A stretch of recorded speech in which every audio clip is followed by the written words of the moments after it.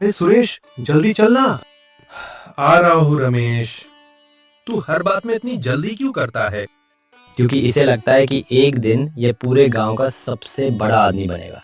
तीनों दोस्त हंस पड़े। रमेश, सुरेश और महेश तीनों बचपन से साथ थे, साथ काम करते और हर जगह साथ दिखाई देते थे। गांव वाले उनकी दोस्ती की मिसाल देते थे, लेकिन उनकी एक आदत बहुत खराब थी। तीनों बहुत लालची थे। उन्हें हमेशा लगता था कि मेहनत से नहीं बल्कि किसी बड़े मौके से इंसान जल्दी अमीर बन सकता है। गांव छोटा था, लोग खेती और मजदूरी करके अपना घर चलाते थे। सुबह खेत, दोपहर मेहनत और शाम को थककर घर लौटना, यही वहाँ के लोगों की जिंदगी थी।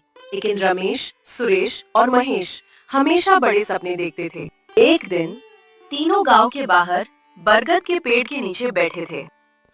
यार, कब तक ऐसे ही मेहनत करते रहेंगे? सही कहा, पूरा दिन काम करो और फिर भी जेब खाली। मैंने तय कर लिया है, मुझे जल्दी अमीर बनना है। तभी वहाँ से एक बूढ़ा आदमी गुजरा। उसने उनकी बातें सुन ली। अगर इतना पैसा चाहिए तो जंगल के पुराने कुएं के पास जाओ। तीनों उसकी तरफ देखने लगे। क्यों बाबा? वहाँ पुराने समय का खजाना छुपा है। उन्हों की आंखें चमक उठी। सच में? हाँ, लेकिन याद रखना, लालच इंसान को अंधा बना देता है। इतना कहकर बूढ़ा आदमी चला गया। लेकिन तीनों दोस्तों ने उसकी आखिरी बात पर ध्यान। उस रात तीनों सो नहीं पाए। वे बस खजाने के सपने देखते रहे। कभी बड़ा घर, कभी सोने के सिक्के, कभी गांव वालों का सम्मान। उनकी आंखों में सिर्फ पैसा घूम रहा था। अगली सुबह तीनों जंगल की तरफ निकल पड़े। जंगल शांत था, चारों तरफ ऊंचे पेड़ और ठंडी हवा। लेकिन जैसे जैसे वे अंदर जा रहे थे, माहौल थोड़ा डरावना लगने लगा। यार, हमें वापस चलना चाहिए। इतनी दूर आ गए हैं। डर मत, सोच, खजाना हमारा इंतजार कर रहा होगा। तीनों आगे बढ़ते रहे। कुछ देर बाद उन्हें पुराना कुआं दिखाई दिया। उसके आसपास घास उगी हुई थी और पत्थर टूटे हुए थे। लगता है यही जगह है। तीनों ने खुदाई शुरू कर दी। घंटों मेहनत करने के बाद उन्हें मिट्टी के नीचे एक बड़ा लकड़ी का संदूक मिला। जल्दी खोल। रमेश ने संदूक खोला। अंदर सोने के सिक्के और गहने चमक रहे थे। तीनों की सांसें रुक गईं। इतना सारा सोना! अब हम अमीर बन गए। तीनों खुशी से चिल्लाने लगे। लेकिन अब उनके मन बदलने लगे थे। पहले वे दोस्त थे, अब वे सिर्फ खजाने के हिस्सेदार बन गए थे। तीनों खजाने के पास बैठे थे। हर कोई अपने हिस्से के बारे में सोच रहा था। देखो, बराबर हिस्सा होगा। क्यों बराबर?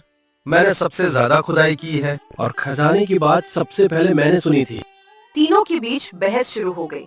धीरे धीरे बहस झगड़े में बदलने लगी। लेकिन फिर रमेश बोला, पहले खाना खा लेते हैं, फिर आराम से बात करेंगे। ठीक है, मैं गांव से खाना लेकर आता हूँ। सुरेश खाना लेने चला गया। रास्ते में उसके मन में एक खतरनाक विचार आया। अगर रमेश और महेश ना रहें, तो पूरा खजाना मेरा हो जाएगा। वह गांव पहुंचा। उसने खाना खरीदा और उसमें जहर मिला दिया। पूरा खजाना सिर्फ मेरा होगा। उधर जंगल में रमेश धीरे से महेश के पास आया। सुन, अगर सुरेश ना रहे तो? मतलब? खजाना सिर्फ हम दोनों का होगा। महेश मुस्कुराया। ठीक है। दोनों ने योजना बना ली। लालच अब दोस्ती से बड़ा हो चुका था। तीनों अपने दोस्त को नहीं बल्कि खजाने को देख रहे। कुछ देर बाद सुरेश खाना लेकर वापस आया। जैसे ही वो पास पहुंचा, रमेश और महेश अचानक उस पर टूट पड़े। अरे, ये क्या कर रहे हो? लेकिन दोनों पर लालच का नशा चढ़ चुका था। कुछ ही देर में सुरेश जमीन पर गिर गया। उसकी सांसें बंद हो चुकी थीं। अब आधा आधा। हाँ, अब कोई तीसरा नहीं। दोनों जोर जोर से हंसने लगे। कुछ देर बाद दोनों खाना खाने बैठ गए। लेकिन उन्हें नहीं पता था कि उसी खाने में जहर मिला हुआ है। कुछ ही मिनटों बाद महेश का सिर घूमने लगा। ये क्या हो रहा है? रमेश भी जमीन पर गिर पड़ा। खाने में जहर। दोनों को सब समझ आ गया। सुरेश ने हमें धोखा दिया। दोनों तड़पने लगे और कुछ ही देर में दोनों की सांसें भी बंद हो गईं। सुबह जंगल फिर शांत था। तीनों दोस्तों की लाशें खजाने के पास पड़ी थीं और वही सोना जिसके लिए उन्होंने अपनी दोस्ती और जिंदगी दोनों खो दी, उनके सामने बिखरा पड़ा था। कुछ दिनों बाद गांव वालों को उनके बारे में पता चला। वे जंगल पहुंचे। तीनों को देखकर सब दुखी हो गए। अगर ये मेहनत करते तो शायद गरीब रहते, लेकिन जिंदा तो रहते। सब चुप हो गए। गांव वालों ने खजाने को वहीं छोड़ दिया।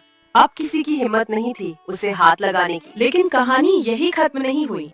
गांव में हरि नाम का एक गरीब लकड़हारा रहता था। वह बहुत मेहनती और ईमानदार आदमी था। हरि सुबह से शाम तक मेहनत करता, फिर भी मुश्किल से घर चलता था। उसकी पत्नी बीमार रहती थी और 2 छोटे बच्चे। एक दिन हरि लकड़ी काटते काटते उसी पुराने कुएं के पास पहुंच गया। वहाँ मिट्टी पर कुछ सोने के सिक्के चमक रहे थे।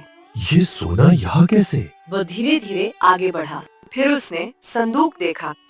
हे भगवान, उसे गांव वालों की बातें याद आ गईं। यही वो खजाना है। लेकिन हरि लालची नहीं था।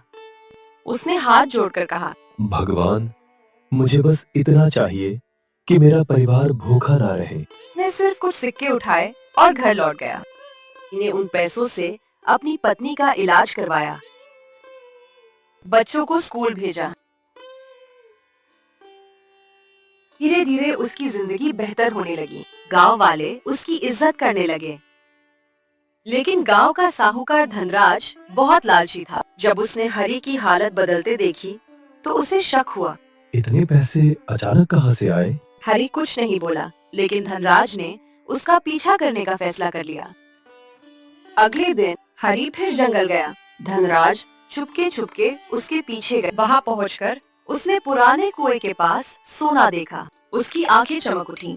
इतना सारा खजाना! जल्दी जल्दी सोना अपने बैग में भरने लगा, लेकिन लालच बढ़ता गया। वो रुक ही नहीं रहा था। सब मेरा है।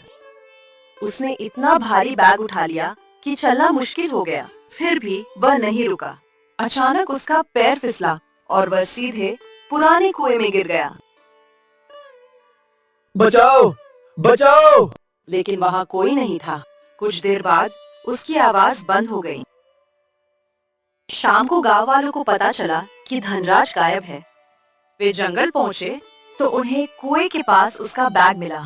जिस इंसान का लालच कभी खत्म नहीं होता, उसका अंत भी अच्छा नहीं होता।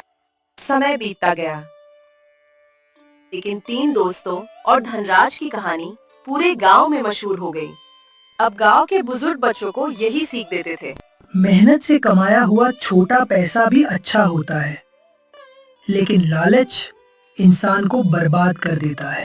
हरि ने अपनी मेहनत और ईमानदारी से अच्छी जिंदगी बना ली।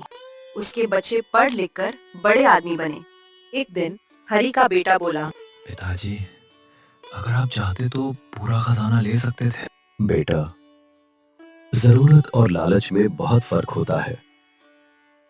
यही इस कहानी की सबसे बड़ी सीख थी।